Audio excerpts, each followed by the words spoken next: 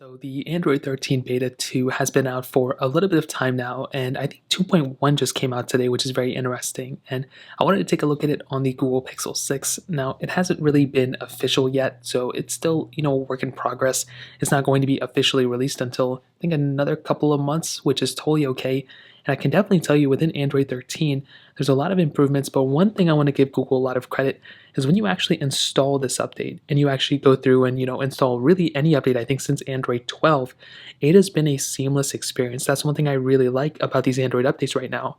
When you go through, you click system and you go through and you click system update, installing an update is actually really easy now. Now, as you can see, this is, I guess, that beta 2.1 that just came out recently today, but funny enough, what's very, very interesting is if you actually get up to date on the most recent version of Android 13, as you can see, I'm on Android 13 right here. For some reason, it doesn't tell you that you're on Android 13 when you update. It still tells you you're on Android 12, which is very interesting, but I will go ahead and download and install this in a second.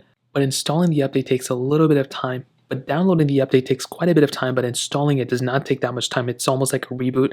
It spends a little bit of time on the reboot screen.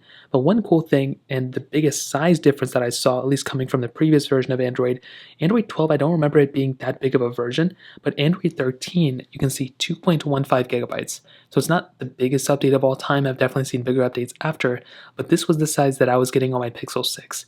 Now, compared to my Pixel 5, 4a, and I think Pixel 4 or 4 XL, I noticed that that update was a little bit smaller. So it was about under 2 gigabytes, so you're getting roughly around the same thing. You can see it says this beta won't allow you to install this and that. I do think with Android 13, I don't think it's going to bring any crazy big features. I will say stability-wise it's been pretty good, but I do think we're getting a lot more theming options and just a lot more things we can do here and there, which is really nice. So one thing I want to do is, realistically, everything here has been about the same. This themed icons option has probably been here since Android 12, which I forgot about, but this is a really cool thing. There's a lot of other smaller changes that have happened in the background, but one thing I can definitely tell you from coming from Android 12, it does seem like it's a little bit of a cleaner experience, at least for the transitions. So if we're going to open up, the Google Play Store, I'm noticing some of these animations are a little bit smoother than before. I didn't really notice this before on Android 12. I noticed it was still smooth, but it was kind of almost like a little I don't know the correct word, but not glitchy per se, but I noticed it didn't seem that great. Now you can see on Android 13, there's still some glitches. If you go and hop into it, and if you hop out of it, like how I just did it, it doesn't give you the animations 100% of the time, but it's still fairly smooth, and I actually do like that a lot. So that was the first thing I noticed.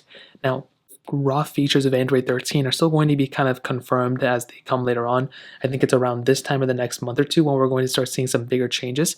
But right now, they're focusing on stability, they're focusing on security, and I think that's a great area Google is kind of focusing on. Now, installing this beta, like I mentioned, didn't take too long. The phone did kind of overheat, and it's still kind of overheating a little bit, but I think that's going to happen with any beta. It does feel a little bit warmer though, which I wasn't expecting. I was expecting it to kind of be just as warm as something like my Pixel 4a. This thing wasn't that warm at all, and it's weird that that phone wasn't able to get warm, but this one's kind of warming up a little bit, but that's not a big deal. I will go ahead and show you all the little tiny settings that are available here, so you can kind of look through and see which ones you like, if there's any big differences. I really don't think there's any crazy ones that I mentioned before that I couldn't see before. So typically within display, there may be some cool things.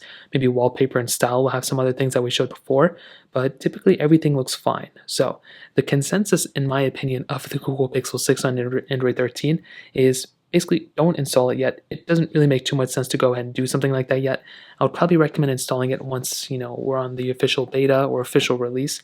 That would probably make a little bit more sense. But as of right now, it makes no sense really to install this version of software. Stick with the official one you're on, and that's probably a better way to go. So that kind of covers it up. If you have any other thoughts or questions, let me know in the comment section below.